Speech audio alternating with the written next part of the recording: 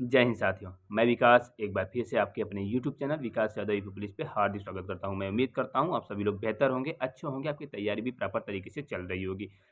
जैसा कि आप सभी साथियों को पता है, 60,244 वैकेंसीज की रनिंग समाप्त हो चुकी है। डीबीपीएसटी पहले हो चुका है और अब आपको इंतजार है तो फाइनल रिजल्ट का, फाइनल कट ऑफ का, जो आपके मेडिकल के लिए आता है। अब फाइनल कट ऑफ के लिए कितने मार्क्स इंक्रीज करने थे, जो एक्सपेक्टेड कट ऑफ था वो मैंने आपको बता दिया था पहले ही।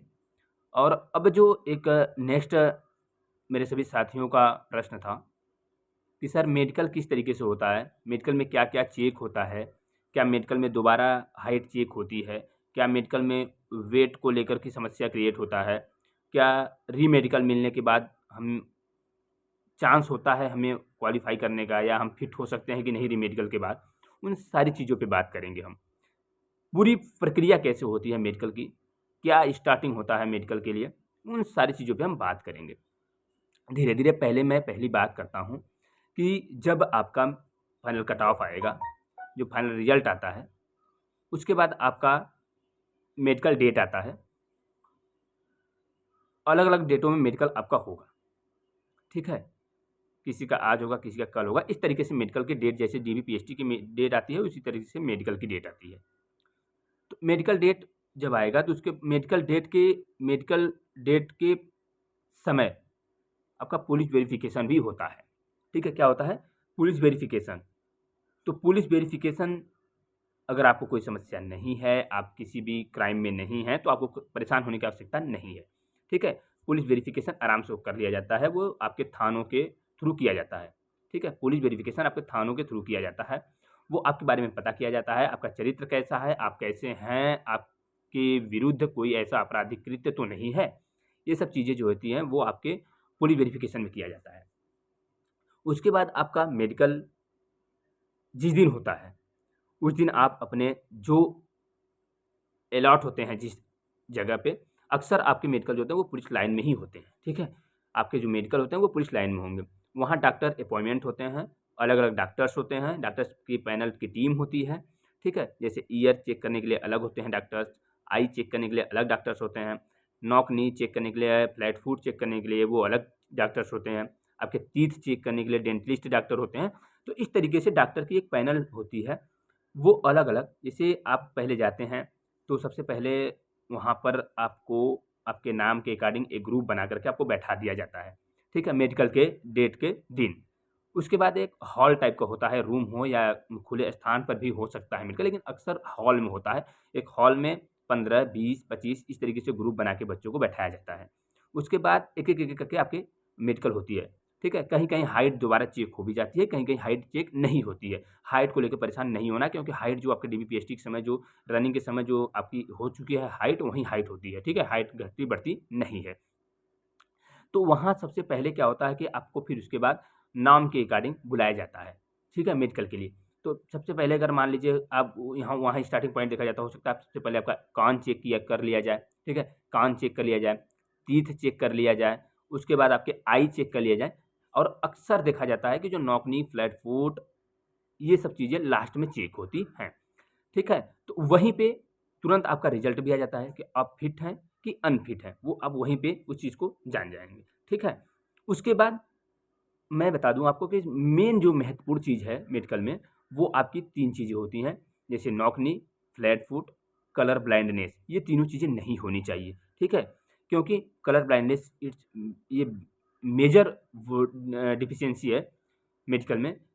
तो इसमें अगर आपको ये है अगर, क्योंकि एक ये जो होती है ये जेनेटिक्स होती है। अगर ये चीज़ें हैं तो आप अनफिट ही अपने आप को मानेंगे, ठीक है? आप अपने आप को अनफिट मानेंगे। उसके बाद नॉक नी और फ्लैट फुट ये थोड़े से चल भी जाते हैं, नॉक नी और फ्लैट फुट थोड़े चल जाते हैं, 19-20 हो जाते हैं, लेकिन ये कलर ब्लाइंडनेस जो होता है ये नहीं चल पाता है, ठीक है?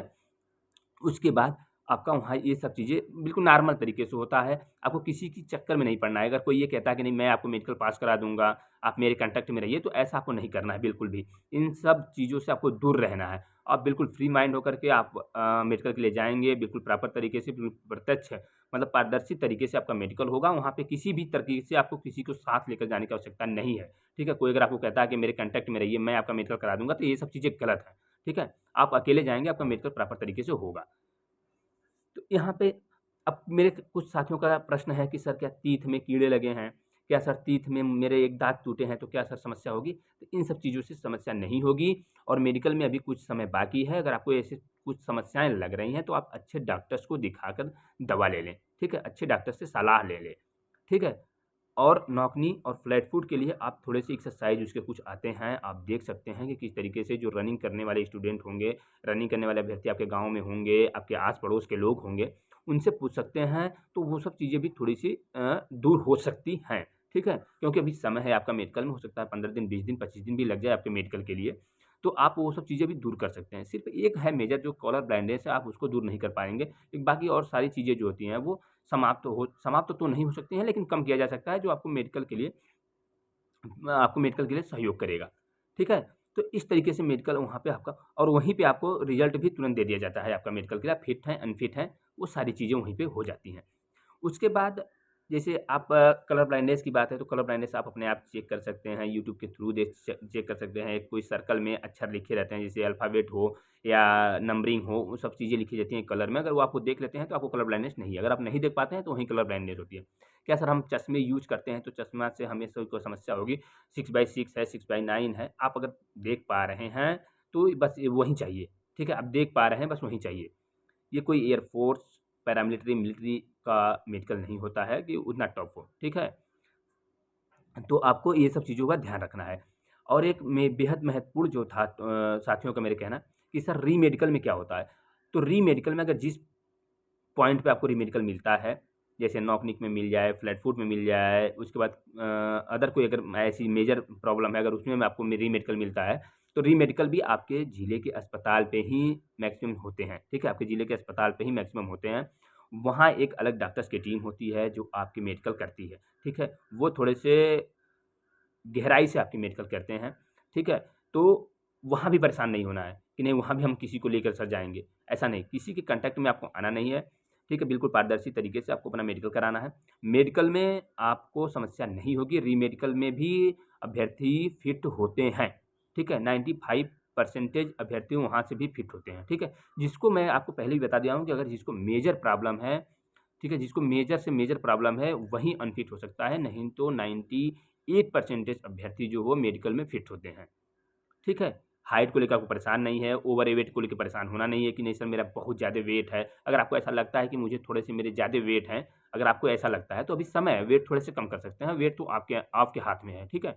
वेट आपके हाथ में है, थोड़ा रनिंग करें, एक्सरसाइज़ करें, थोड़ा अपने डाइट पे कंट्रोल करें तो आपका वेट कम हो सकता है।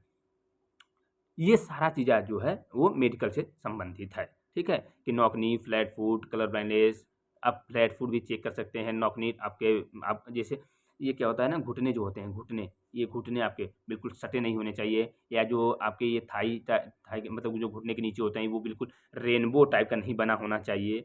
वो सब चीज़ें आती हैं फ्लैट फुट और नॉक नी में, ठीक है? फ्लैट फुट तो आप जानते ही हैं कि जो पैर के तलवे होते हैं वो बिल्कुल सपाट नहीं होने चाहिए, थोड़े से उसमें कर्व टाइप का बनने चाहिए, ठीक है? इस तरीके से कर्व टाइप का बनना चाहिए, वो होता है आपका फ्लैट फुट।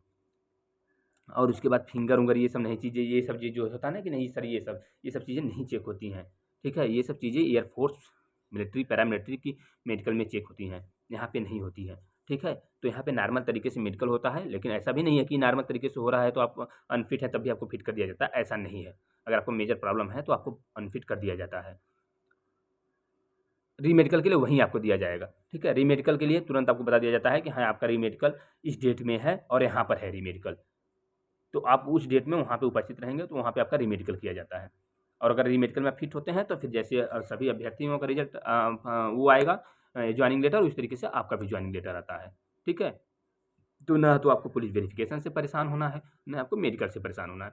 मेडिकल नहीं होता है, ठीक है? आप वहाँ जाएँगे, आराम से शांति से बैठेंगे, आपका मेडिकल होगा और आप घर चले आएँगे आराम से शांति से। कोई समस्या क्रिएट नहीं होने वाली है आपको मेडिकल को लेकर के और ना आपको परेशान होना है, ठीक है? तो आई होप आप बेहतर समझे होंगे और अगर कोई मेडिकल से संबंधित कोई आपको प्रॉब्लम क्रिएट हो ऐसा लगता है कि नहीं मुझे ये प्रॉब्लम है, अगर मेरे अंदर ये थोड़ा-सा हेजिटेशन है, तो आप ज़रूर कमेंट करिएगा, मैं ज़रूर रिप्लाई करने की कोशिश करूँगा, ठीक है? तो आज के लिए इतना ही रखते हैं, बाकी और कोई भी अपडेट होगा तो आपको ज़रूर देने की कोशिश करूँगा। धन्यवाद।